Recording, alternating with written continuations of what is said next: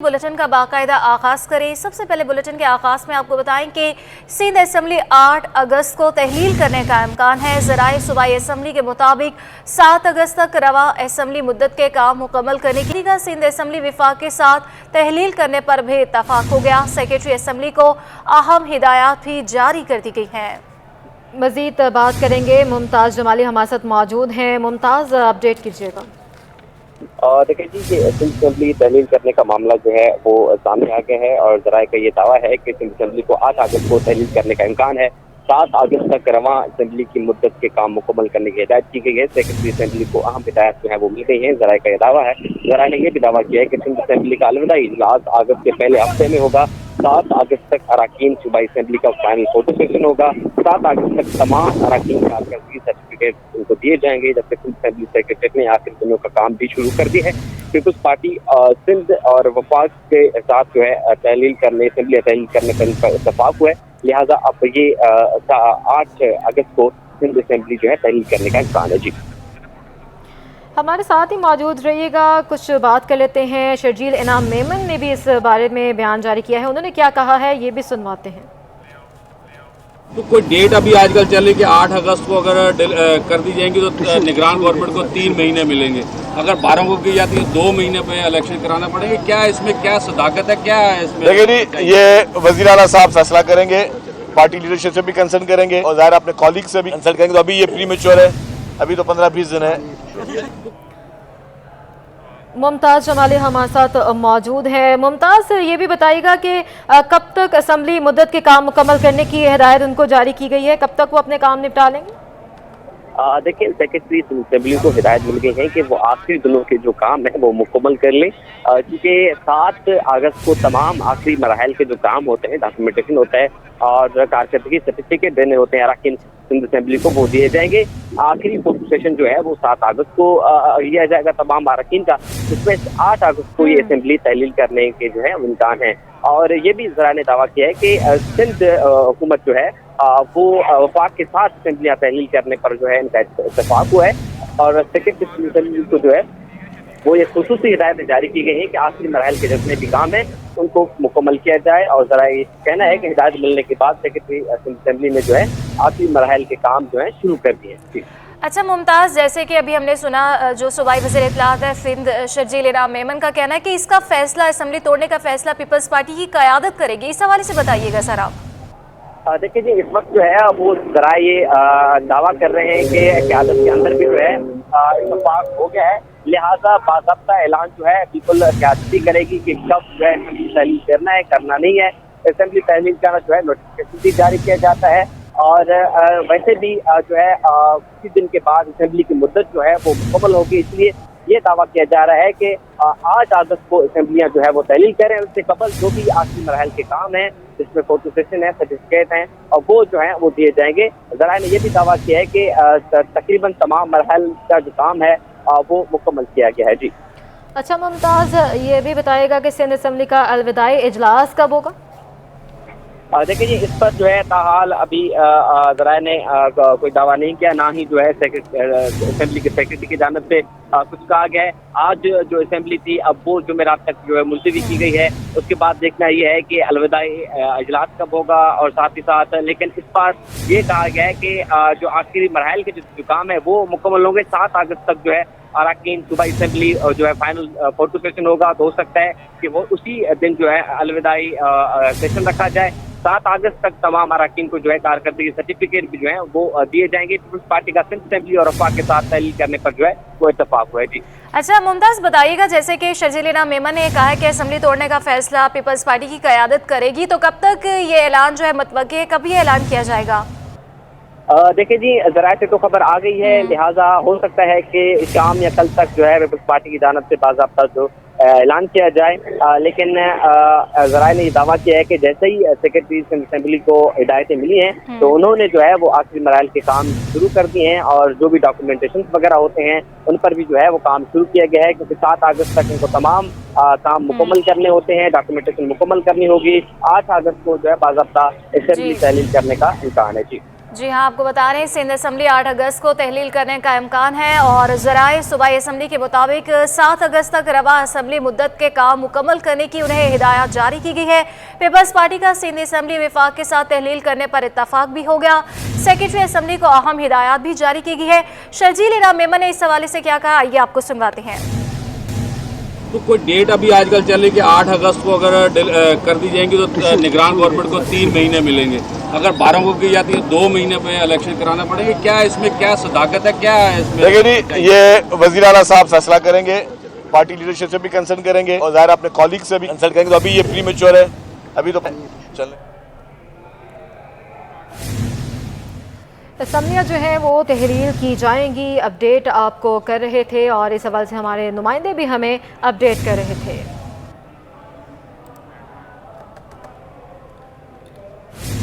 सिंध हुकूमत कराची में ट्रांसपोर्ट के मसाइल हल करने के लिए कोशा है। सूबाई वज़ीर इत्तलात ट्रांसपोर्ट शर्जील इनाम मेमन का रेड लाइन BRT बस मंसूबे का दौरा है। तरक्याती काम का जायजा भी लिया गया है। 3 माह में मंसूबे पर काम मुकम्मल करने की हिदायत। कहा, रेड लाइन से 60 से 70 बरस तक फ़ायदा उठाया जा सकेगा।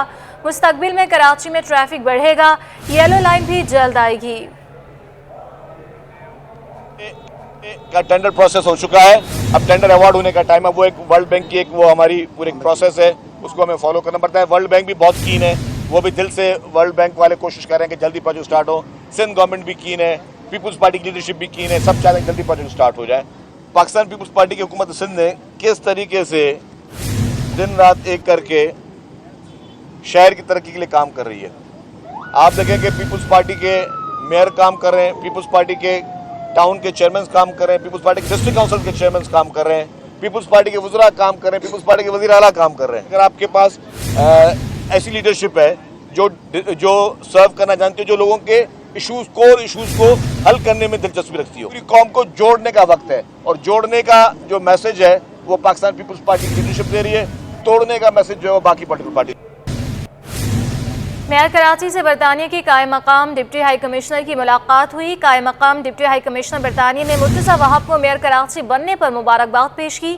मेयर कराची ने डिप्टी हाई कमिश्नर को कराची की तामीर और तरक्की के हवाले से आगाह किया। कायम मकाम डिप्टी हाई कमिश्नर बरतानिया ने मुख्तलिफ शोबों में ताउन की यकीन दहानी करा दी। मुलाकात में दोनों मुल्कों के माबैन बाहमी ताल्लुकात को फ़रोग देने पर इत्तफाक हुआ। मेयर कराची मुर्तज़ा वहाब का कहना है कि बरतानिया कराची में सरमायाकारी करे। कराची में सरमायाकारी के वसी मौक़े मौजूद हैं।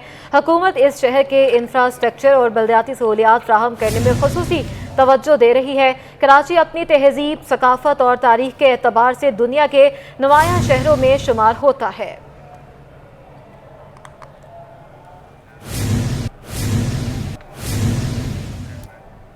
नॉर्थ नाज़िमाबाद टाउन के यूनियन कमेटी 8 ब्लॉक ए अमीर जमात इस्लामी कराची हाफिज नेमुर रहमान का हल्का इंतखाब है। इस इलाके का बरसाती नाला कई मसाइल से दोचार है। इस मसले के हल के लिए इलाके के रिहायशियों ने मेयर कराची मुर्तज़ा वहाब से मदद तलब कर ली है। मज़ीद बताएंगे हमारे नुमाइंदे रिजवान अहमद। जी बिल्कुल, डिस्ट्रिक्ट सेंट्रल की KTA चौरंगी शेरशाह सूरी रोड से मैं आपको रिपोर्ट कर रहा हूँ। मेरे एन सामने जो है वो UC 8 है नॉर्थ नाज़िमाबाद टाउन की, जहाँ से हाफिज़ नईम साहब जो है वो चेयरमैन मुंतखब हुए हैं। और इसके साथ साथ ये भी मैं आपको बताता चलूँ कि इस UC में कई मसाइल हैं जो कि सर उठाए हुए हैं। सबसे अहम मसला जो है वो मेरे कैमरामैन आगा रफ़ीक आपको दिखाएंगे कि ये वो बरसाती नाला है जो कि नॉर्थ नाज़िमाबाद ब्लॉक A के मेन एंट्रेंस से शुरू होता है और KTA चौरंगी से जाके जो है नाले की सूरत में इसको डाइवर्जन दिया गया है और ये ज़ियाउद्दीन अस्पताल चौरंगी की तरफ जाके गुजर नाले में गिरता है। पहाड़गंज से ब्लॉक A के दरमियान भी इस नाले पर कई दर्जनों जो हैं वो पुख्ता तजावीज़ात कायम कर दी गई हैं, जिसकी वजह से इसकी सफाई जो है वो नामुमकिन बताई जाती है। एक शहरी हमारे साथ मौजूद हैं, इनसे बात करते हैं। बहुत शुक्रिया सर, फरमाइएगा इस नाले की जो ख़राबी है उसके असल ज़िम्मेदार कौन हैं और कब से ये मामलात हैं और इससे मुश्किलात क्या आती हैं बारिश में? अस्सलाम वालेकुम, मेरा नाम अदनान मसूद है, मैं A ब्लॉक का रिहायशी हूँ और गुज़िश्ता यहाँ पे तकरीबन 45 साल हो गए हमें रहते हुए। हमारा पानी नाले का जो जाता था ये बेसिकली बरसाती नाला था, जिसके अंदर गुज़िश्ता पिछले दीवार के अंदर इस नाले को गटर लाइनें में मिला के पानी का नाला की जगह बरसाती और गटर लाइनों का नाला बना दिया गया। बारिशें होती थी तो हमेशा ये हमारा जो कोना है एंट्रेंस है हमारे A ब्लॉक का, तो यहाँ पे हमेशा पानी सैलाब की शक्ल में इख्तियार रहता था। तो हमने ग्रीन लाइन से रिक्वेस्ट करके इसको बड़ी मेहनत से नाले को बनवाया। उसके बाद हमने टाउन वालों के हवाले कर दिया गया। टाउन वालों को भी हमने बड़ी रिक्वेस्ट की, इलाके में काउंसलर्स को भी हमने कहा, अभी नईम साहब जो अभी आए हैं उनको भी हमने रिक्वेस्टें करी हैं कि भाई इसको कुछ करवाएं।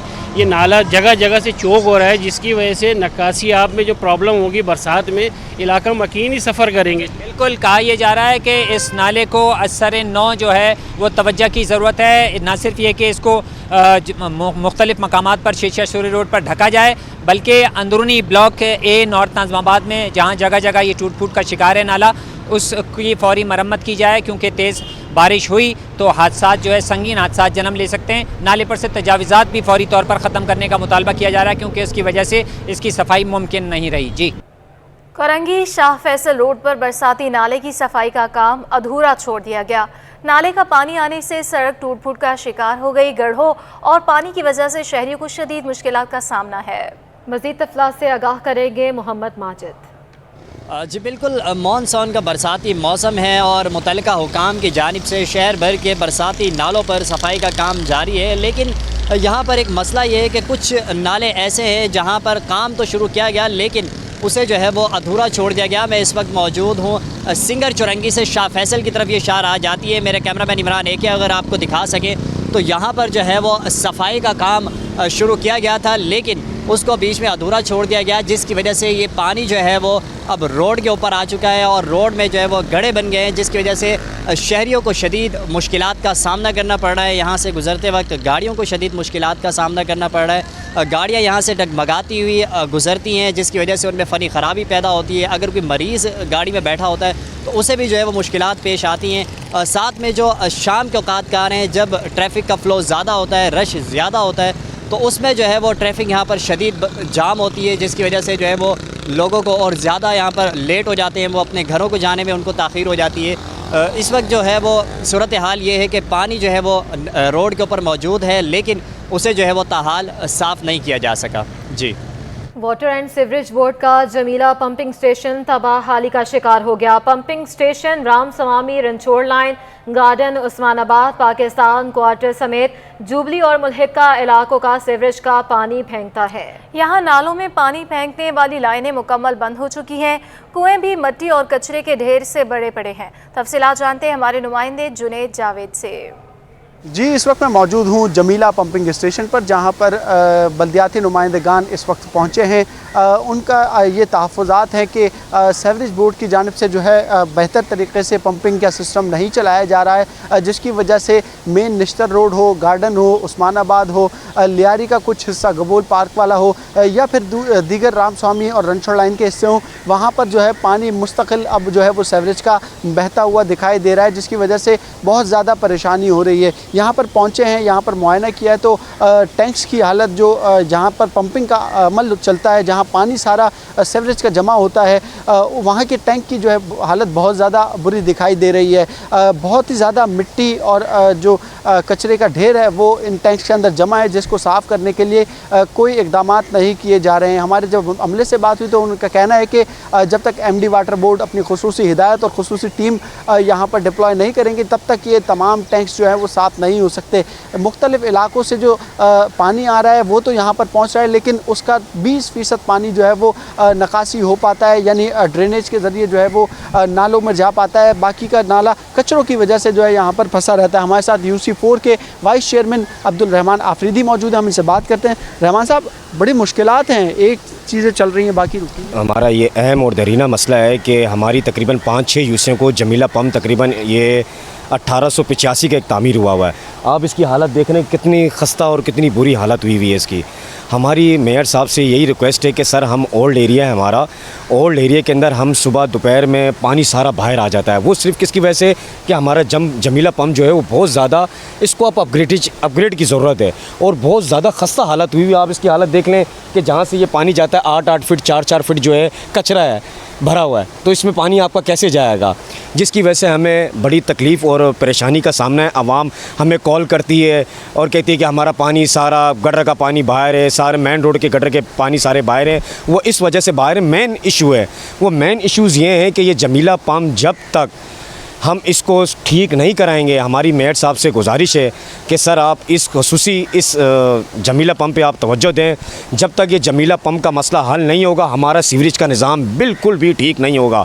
जी बिल्कुल खासी मुश्किलात का सामना करना पड़ रहा है यहाँ की आवाम को, जो मुख्तलिफ़ इलाकों के अंदर बल्दियाती नुमाइंदे MNA MPs अपने फ़ंड से जो लाइनें डलवा रहे हैं सीवरेज की, उसका भी कोई ख़ासा फ़ायदा होता हुआ दिखाई नहीं दे रहा है, क्योंकि कचरा इतना जमा है लाइनों के अंदर कि वो पास हो ही नहीं पा रहा है नालों की तरफ, जिसकी वजह से खासी मुश्किलात हैं। MD वाटर बोर्ड को, वज़ीर बल्दियात को और साथ साथ मेयर कराची, क्योंकि अब वाटर एंड सीवरेज बोर्ड के चेयरमैन भी हैं, तो उनको खुसूसी तौर पर इस पर तवज्जो देने की ज़रूरत है ताकि इस ओल्ड टाउन का जो सीवरेज का दरीना मसला है उसको हल किया जा सके। जी अब आपको बताएं कि एक ही दिन में इंटरबैंक में डॉलर 3 रुपये 78 पैसे महंगा हो गया है। डॉलर 283 रुपये की सतह भी अबूर कर गया है। इंटरबैंक में डॉलर 279.26 रुपये से बढ़कर 283.04 रुपये पर बंद हुआ है। मजीद क्या तफसीलात हैं जानते हैं, अशरफ खान हमारे साथ मौजूद हैं। अशरफ बताइएगा क्या वजह बताई जा रही है कि एक ही दिन में इंटरबैंक में डॉलर जो है 3 रुपये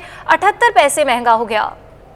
जी माहिरीन से जो हमारी बात हुई उनका ये कहना है कि दरामदी बिल की तलब पर रुपये पर एक बार फिर शदीद दबाव देखा जा रहा है और रुपये की कदर में तेजी से उतार चढ़ाव नहीं होना चाहिए। तमाम माहिरीन का कहना है। आज देखा जाए स्टेट बैंक की जो रिपोर्ट आई है, एक ही दिन में इंटरबैंक में डॉलर 3 रुपये 78 पैसे महंगा हो गया और एक ही दिन में 282 रुपये के बाद 283 रुपये की सतह भी अबूर कर गया है।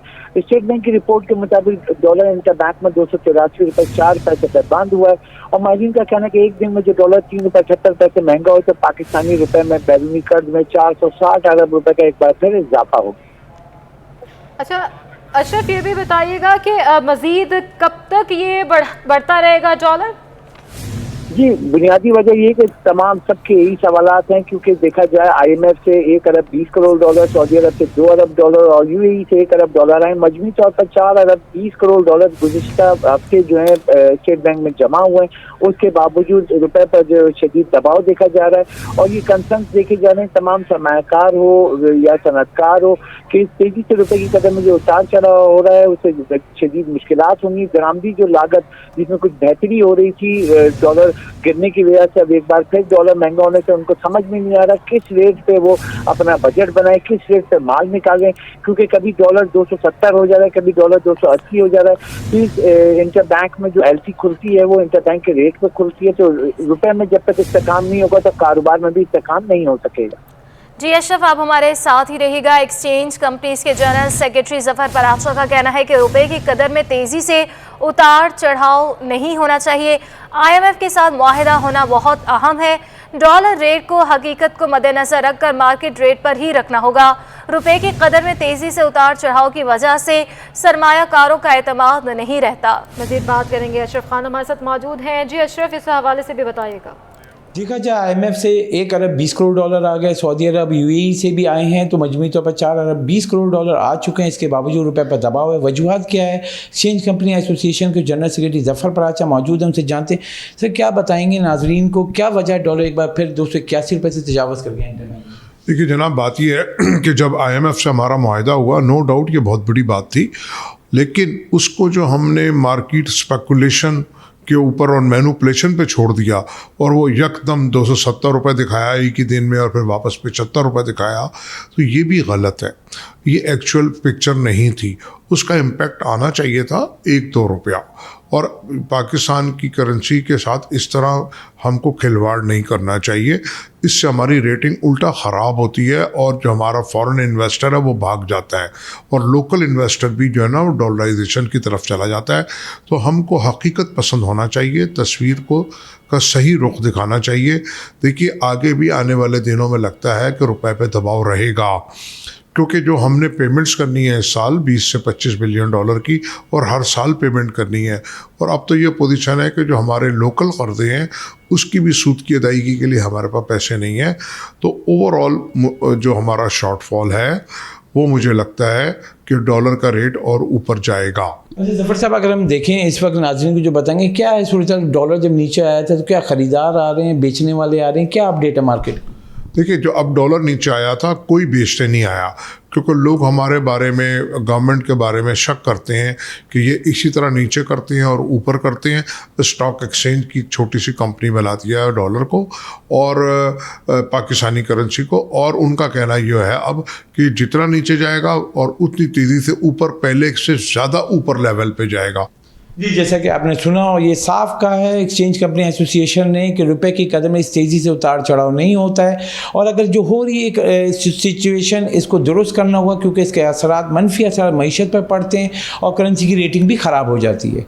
जी, मुश्किल मुआशी हालात में जायदाद की खरीदो फरोख्त भी आसान नहीं रही है। IMF के इशारे पर रियल एस्टेट सेक्टर पर टैक्सों की भरमार कर दी गई है। मज़ीद तफसीलात जान लेते हैं हमारे नुमाइंदे अयाज राना से। अयाज, आगाह कीजिएगा। जी बिल्कुल, जैसे कि इस वक्त मौजूदा बजट के अंदर एक बात सामने आ रही थी और उसके बाद जब IMF से मुआहदा हुआ और ये बात वाज़े तौर पे अब सामने आने लगी है कि रियल इस्टेट सेक्टर को ख़ास करके हुकूमत को जो है वो तजवीज़ दी गई है कि उसको पर टैक्सेस लगाए जाएं।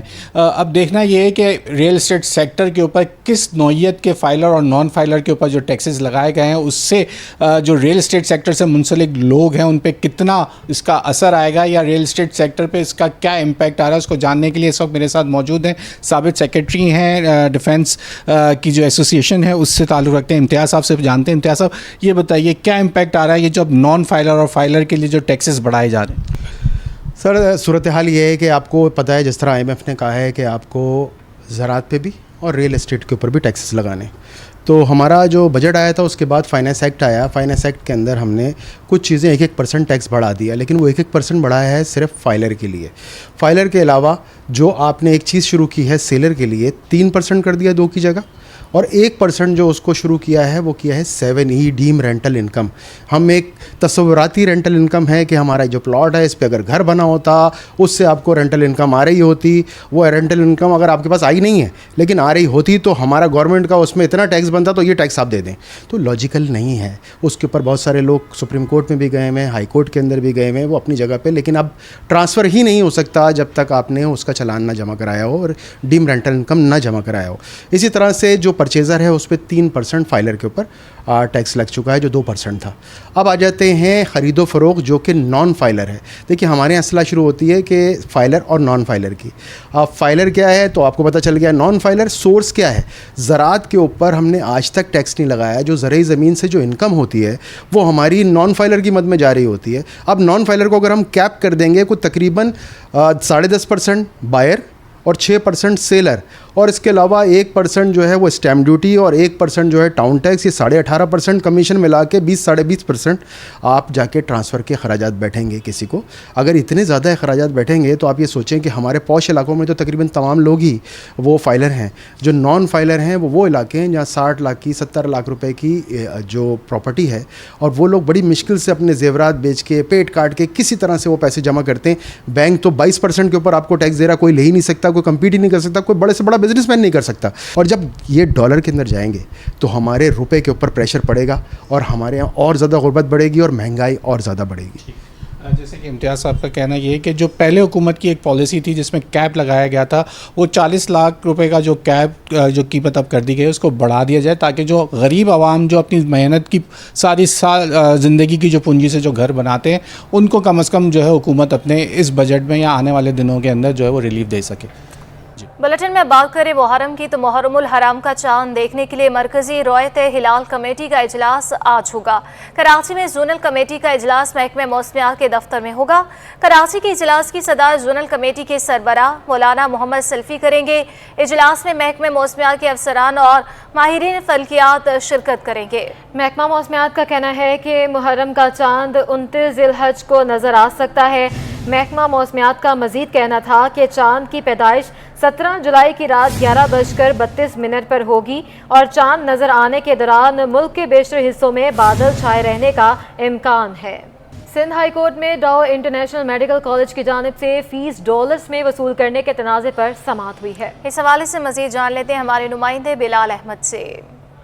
जी, डाउ इंटरनेशनल मेडिकल कॉलेज की जानिब से तलबा और तालिबात से फ़ीस पैसों के बजाय डॉलर्स में वसूली का ये तनाज़ा है। तलबा और तालिबात ने इस मामले को सिंध हाई कोर्ट में चैलेंज किया है। शहाब सरकी तलबा और तालिबात की जानिब से पेश हुए, जबकि इस केस की समाअत सिंध हाई कोर्ट के जज जस्टिस अदनान इकबाल चौधरी की सरबराही में 2 रुकनी बेंच ने की। दौरान समाअत शहाब सरकी ने यह मौक़िफ़ अख्तियार किया कि इब्तदाई तौर पर फ़ीस का आगाज़ 16 लाख रुपये था, लेकिन डॉलर की वजह से वो अब 32 लाख तक पहुंच चुका है।